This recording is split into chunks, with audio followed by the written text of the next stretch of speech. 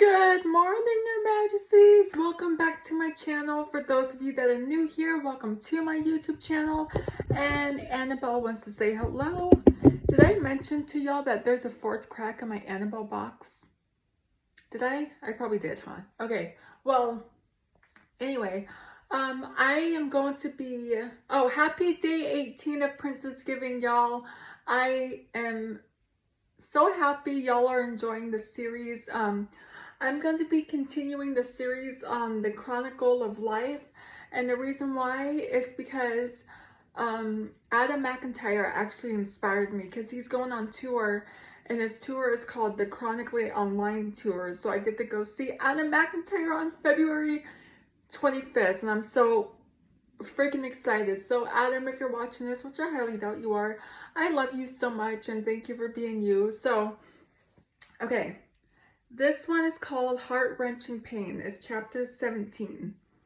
And it goes, Elena slowly wiped the medicine from the silver knife with her handkerchief. She closed the study door, and behind her was Elvira lying on the ground, her eyes widened in disbelief. The funeral was not simple, but very few people came. It was at this moment that Oswald realized that he was completely unfamiliar with Vanessa's social circle and didn't even know who to invite. In the end, it was only Oswald who carried a small box of ashes and occupying his bodyguards to the cemetery. He had chosen this place a long time ago. Although it was Vanessa who used a scheme to force him to get married, if Oswald really didn't want to, who could force him?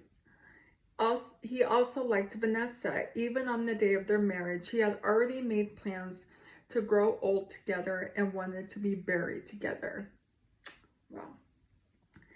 He hadn't expected this place to be used so early. Her ashes were put into the cemetery. Oswald personally shoveled the soil and slowly buried his wife. Oswald sat quietly in the cemetery looking at the photos on the tombstone, but he still seemed to be living in a dream. Oswald laughed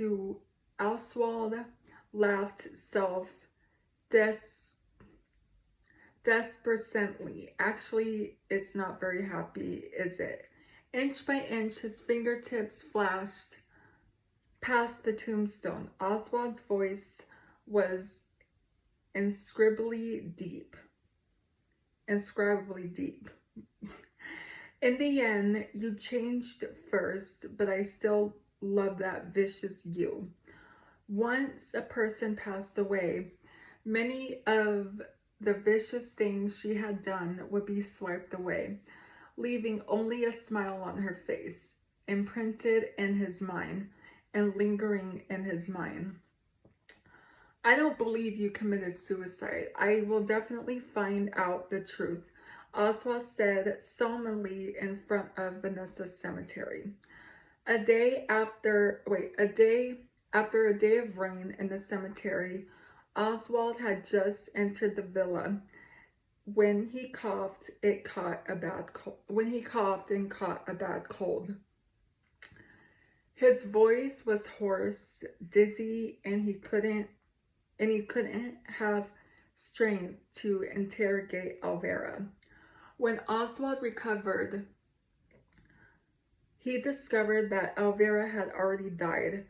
The bodyguards was also shocked. Elvira had been on hunger strike for some time. The bodyguard never noticed anything wrong with her food. What's going on? Oswald fiercely kicked the door. She died right in front of you. The bodyguard felt guilty and lowered his head without saying anything. Oswald was furious. He still went to invite a family doctor to examine the cause of her death. From the looks of it, it is because of the respiratory edema caused by the allergy that blocked his breathing and suffocated him to death. The family doctor frowned doubtfully. Elvira has severe allergies to peanuts and seafood. Right. From the looks of it, it was an accident. Oswald didn't believe that the successive deaths in the villa was a coincidence, but now even the only witness had died. He couldn't do anything about it. Scram! Oswald fiercely punched the door, and even the door was hammered with a hole. What are you still doing here? The crowd dispersed, leaving Oswald alone in the villa, feeling as if he had entered Vanessa's cage. The small decorations in the living room were carefully chosen by Vanessa. The pillows on the sofa were also chosen by Vanessa. When the two of them married, also their marriage has already been exist in name only. They had a sweet time together. There were traces of Vanessa's life everywhere in his life. Along with her virtuous figure. He cried like a child, tears dripping down, but no one would ever kiss his tears gently again. Later on, Vanessa became vicious, and she did many wrong things, but Oswald still remembered Vanessa's purest days. He was willing to clean up Vanessa's mess, shoulder all the things Vanessa had done on his own, and he even atoned for her sins. He had long thought that he did not love Vanessa. However,